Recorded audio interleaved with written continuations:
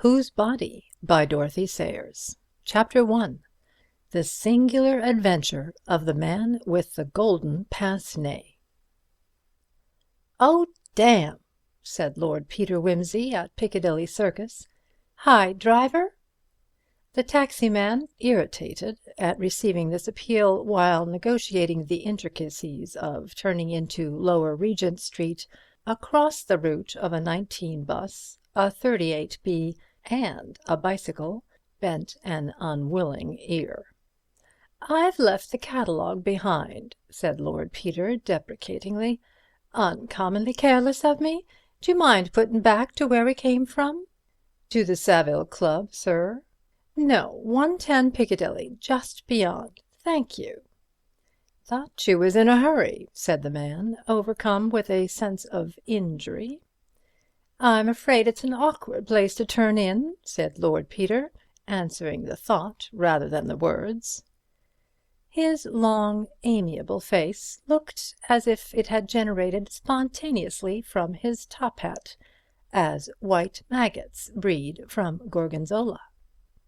The taxi, under the severe eye of a policeman, revolved by slow jerks, with a noise like the grinding of teeth. The block of new, perfect and expensive flats in which Lord Peter dwelt upon the second floor stood directly opposite the Green Park, in a spot for many years occupied by the skeleton of a frustrated commercial enterprise. As Lord Peter let himself in, he heard his man's voice in the library, uplifted in that throttled stridency peculiar to well-trained persons using the telephone. "I believe that's his lordship just coming in again, if your grace would kindly hold the line a moment." "What is it, Bunter?" "Her grace has just called up from Denver, my lord. I was just saying your lordship had gone to the sale when I heard your lordship's latchkey." "Thanks," said Lord Peter.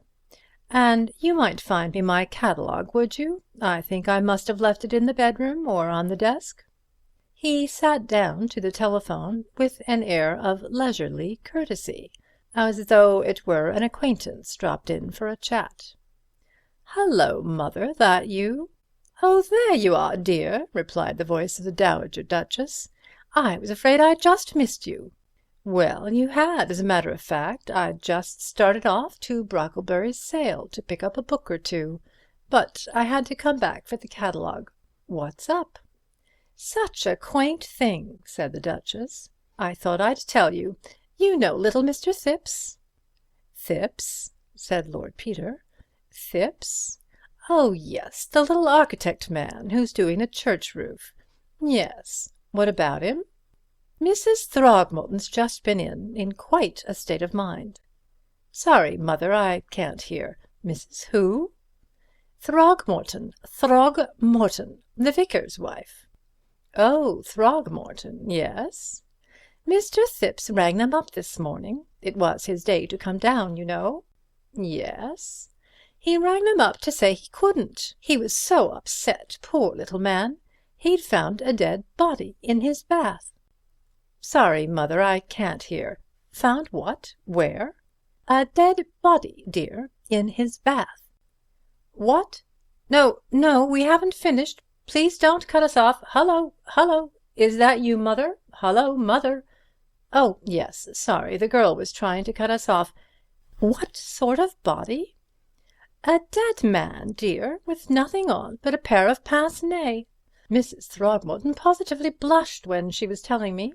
I'm afraid people do get a little narrow-minded in country vicarages." "Well, it sounds a bit unusual. Was it anybody he knew?"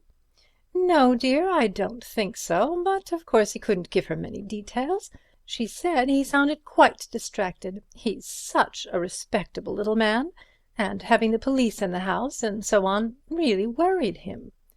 Poor little Thipps, uncommonly awkward for him. Let's see, he lives in Battersea, doesn't he?" "Yes, dear, 59 Queen Caroline Mansions, opposite the park, that big block, just around the corner from the hospital. I thought perhaps you'd like to run round and see him and ask if there's anything we can do. I always thought him a nice little man." "Oh, quite," said Lord Peter, grinning at the telephone. "The Duchess was always of the greatest assistance to his hobby of criminal investigation, though she never alluded to it, and maintained a polite fiction of its non-existence." "What time did it happen, mother?" "I think he found it early this morning, but of course he didn't think of telling the Throgmortons just at first. She came up to me just before lunch, so tiresome, I had to ask her to stay. Fortunately I was alone. I don't mind being bored myself, but I hate having my guests bored." "Poor old mother. Well, thanks awfully for telling me. I think I'll send Bunter round to the sale and toddle over to Battersea now and try to console the poor little beast. So long. Good-bye, dear." "Bunter?" "Yes, my lord." "Her Grace tells me that a respectable Battersea architect has discovered a dead man in his bath." "Indeed, my lord. That's very gratifying." "Very, Bunter. Your choice of words is unerring. I wish Eton and Balliol had done as much for me. Have you found the catalogue?" "Here it is, my lord." "Thanks. I'm going to Battersea at once. I want you to attend the sale for me. Don't lose time. I don't want to miss the folio Dante. Footnote 1. This is the first Florence edition, 1481, by Niccolo di Lorenzo. Lord Peter's collection of printed Dantes is worth inspection. It includes, besides the famous Aldine Octavo of 1502, the Naples folio of 1477, edizione rarissima, according to the column. This copy has no history, and Mr. Parker's private belief is that its present owner conveyed it away by stealth from somewhere or other. Lord Peter's own account is that he, "picked it up in a little place in the hills," when making a walking tour through Italy. End of footnote 1. I don't want to miss the folio Dante, nor the De Voragine. Here you are, see? Golden Legend, Vinkende Vorde, 1493. Got that? And I say, make a special effort for the Caxton folio of the Four Sons of Aymon. It's the 1489 folio and unique. Look, I've marked the lots I want and put my outside offer against each. Do your best for me. I shall be back to dinner. Very good, my lord. Take my cab and tell him to hurry. He may for you. He doesn't like me very much. "Can I," said Lord Peter, looking at himself in the 18th century mirror over the mantelpiece, "can I have the heart to fluster the flustered thips further, that's very difficult to say quickly, by appearing in a top hat and frock coat? I think not. 10 to 1 he will overlook my trousers and mistake me for the undertaker. A grey suit, I fancy, neat but not gaudy, with a hat to tone, suits my other self better. Exit the amateur of first editions. New motif introduced by solo bassoon. Enter Sherlock Holmes disguised as a walking gentleman. There goes Bunter, invaluable fellow. Never offers to do his job when you've told him to do something else. Hope he doesn't miss the Four Sons of Aymon. Still, there is another copy of that in the Vatican. Footnote 2.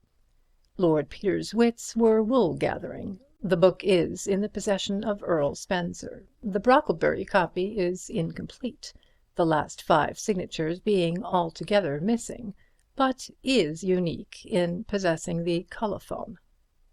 End of footnote 2. It might become available, you never know, if the Church of Rome went to pot, or Switzerland invaded Italy, whereas a strange corpse doesn't turn up in a suburban bathroom more than once in a lifetime. At least I should think not. At any rate, the number of times it's happened with a pince-nez might be counted on the fingers of one hand, I imagine. Dear me, it's a dreadful mistake to ride 2 hobbies at once. He had drifted across the passage into his bedroom, and was changing with a rapidity one might not have expected from a man of his mannerisms. He selected a dark green tie to match his socks, and tied it accurately, without hesitation or the slightest compression of his lips, substituted a pair of brown shoes for his black ones, slipped a monocle into his breast pocket, and took up a beautiful Malacca walking stick with a heavy silver knob. "That's all, I think," he murmured to himself. "Stay, I may as well have you. You may come in useful, one never knows."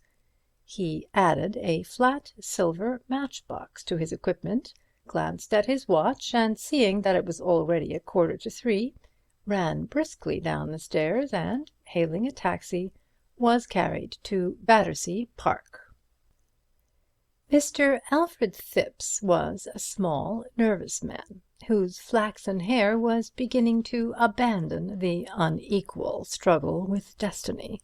One might say that his only really marked feature was a large bruise over the left eyebrow, which gave him a faintly dissipated air, incongruous with the rest of his appearance.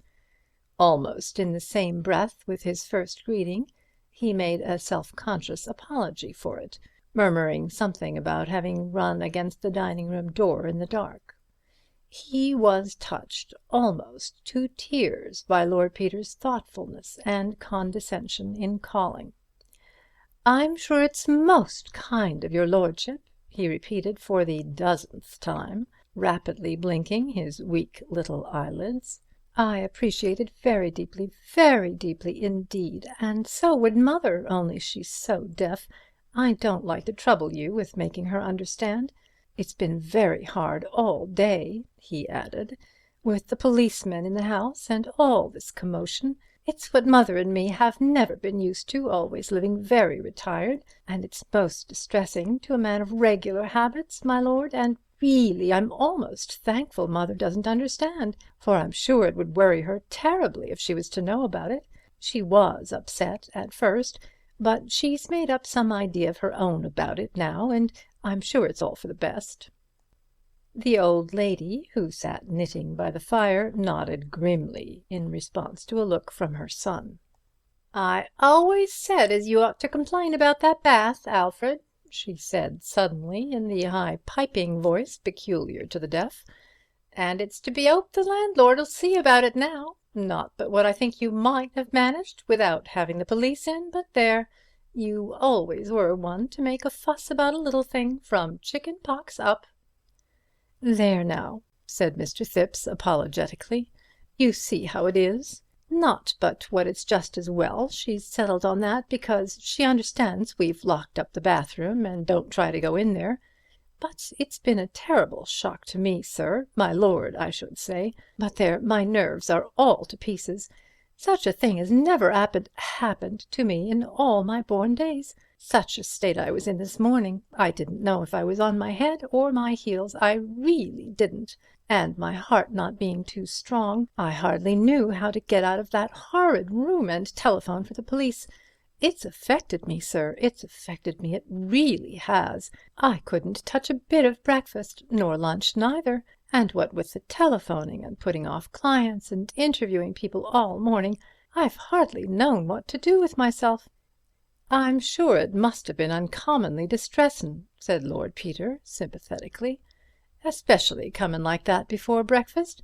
Hate anything tiresome happening before breakfast. Takes a man at such a confounded disadvantage, what?" "That's just it, said Mr. Thipps eagerly.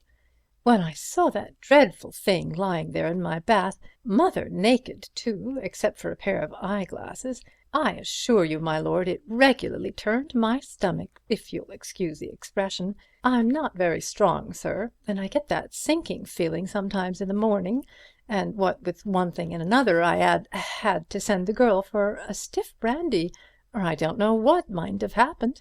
I felt so queer, though I'm anything but partial to spirits as a rule. Still, I make it a rule never to be without brandy in the house, in case of emergency, you know."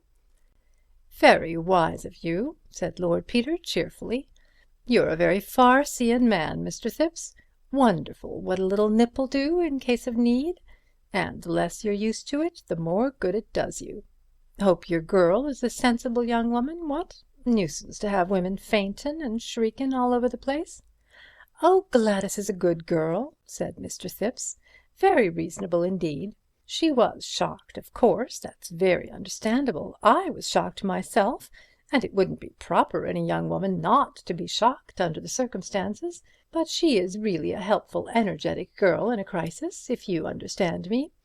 I consider myself very fortunate these days to have got a good, decent girl to do for me and mother, even though she is a bit careless and forgetful about little things, but that's only natural.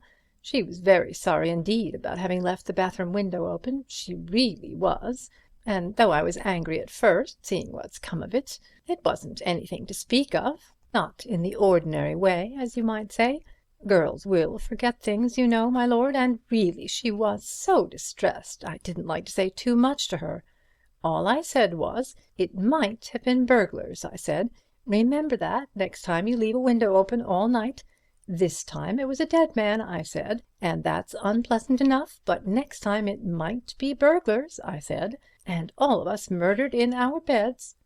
But the police inspector, Inspector Sugg they called him, from the yard, he was very sharp with her, poor girl, quite frightened her, and made her think he suspected her of something, though what good a body could be to her, poor girl, I can't imagine, and so I told the inspector. He was quite rude to me, my lord, I may say. I didn't like his manner at all. If you've got anything definite to accuse Gladys or me of, Inspector, I said to him, bring it forward. That's what you have to do, I said. But I've yet to learn that you're paid to be rude to a gentleman in his own house. Really, said Mr. Thipps, growing quite pink on the top of his head. He regularly roused me, my lord, and I'm a mild man as a rule. Sugg all over, said Lord Peter. I know him. When he don't know what else to say, he's rude. Stands to reason you and the girl wouldn't go collectin' bodies. Who'd want to saddle himself with a body? Difficulty's usually gettin' rid of 'em. Have you got rid of this one yet, by the way? It's still in the bathroom, said Mr. Thipps. Inspector Sugg said nothing was to be touched till his men came in to move it. I'm expecting them at any time. If it would interest your lordship to have a look at it? Thanks awfully, said Lord Peter. I'd like to very much, if I'm not putting you out. Not at all, said Mr. Thipps. His manner, as he led the way along the passage, convinced Lord Peter of two things. First, that, gruesome as his exhibit was, he rejoiced in the importance it reflected upon himself and his flat, and secondly, that Inspector Sugg had forbidden him to exhibit it to anyone. The latter supposition was confirmed by the action of Mr. Thipps, who stopped to fetch the door-key from his bedroom, saying that the police had the other, but that he made it a rule to have 2 keys to every door in case of accident. The bathroom was in no way remarkable. It was long and narrow, the window being exactly over the head of the bath. The panes were of frosted glass, the frame wide enough to admit a man's body. Lord Peter stepped rapidly across to it, opened it, and looked out. The flat was the top one of the building and situated about the middle of the block. The bathroom window looked out upon the backyards of the flats, which were occupied by various small outbuildings, coal-holes, garages, and the like. Beyond these were the back gardens of a parallel line of houses. On the right rose the extensive edifice of St. Luke's Hospital, Battersea, with its grounds, and, connected with it by a covered way, the residence of the famous surgeon, Sir Julian Freke, who directed the surgical side of the great new hospital, and was, in addition, known in Harley Street as a distinguished neurologist with a highly individual point of view. This information was poured into Lord Peter's ear at considerable length by Mr. Thipps, who seemed to feel that the neighbourhood of anybody so distinguished shed a kind of halo of glory over Queen Caroline Mansions. "We had 'em round here this morning," he said, "about this horrid business. Inspector Sugg thought one of the young medical gentlemen at the hospital might have brought the corpse round for a joke, as you might say, they always having bodies in the dissecting room. So Inspector Sugg went round to see Sir Julian this morning to ask if there was a body missing.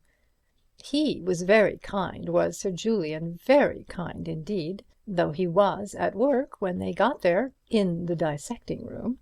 He looked up the books to see that all the bodies were accounted for, and then very obligingly came round here to look at this," he indicated the bath, "and said he was afraid he couldn't help us. There was no corpse missing from the hospital, and this one didn't answer to the description of any that they'd had." "Nor to the description of any of the patients, I hope," suggested Lord Peter, casually. At this grisly hint Mr. Thipps turned pale. "I didn't hear Inspector Sugg inquire," he said with some agitation. "What a very horrid thing that would be. God bless my soul, my lord, I never thought of it." "Well, if they had missed a patient, they'd probably have discovered it by now," said Lord Peter. "Let's have a look at this one." He screwed a monocle into his eye, adding, "I see you're troubled here with the soot blowing in. Beastly nuisance, ain't it? I get it too. Spoils all my books, you know. Here, don't you trouble if you don't care about looking at it." He took from Mr. Thipps's hesitating hand the sheet which had been flung over the bath, and turned it back. The body which lay in the bath was that of a tall, stout man of about 50. The hair, which was thick and black and naturally curly, had been cut and parted by a master hand, and exuded a faint violet perfume, perfectly recognisable in the close air of the bathroom. The features were thick, fleshy, and strongly marked, with prominent dark eyes, and a long nose curving down to a heavy chin. The clean-shaven lips were full and sensual, and the dropped jaw showed teeth stained with tobacco. On the dead face the handsome pair of gold pince-nez mocked death with a grotesque elegance. The fine gold chain curved over the naked breast. The legs lay stiffly stretched out side by side. The arms reposed close to the body. The fingers were flexed naturally. Lord Peter lifted one arm and looked at the hand with a little frown. "Bit of a dandy, your visitor, what?" he murmured. "Parma violet and manicure?" He bent again, slipping his hand beneath the head.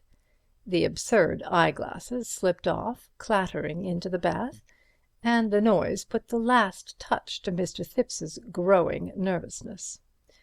"If you'll excuse me," he murmured, "makes me quite faint, it really does."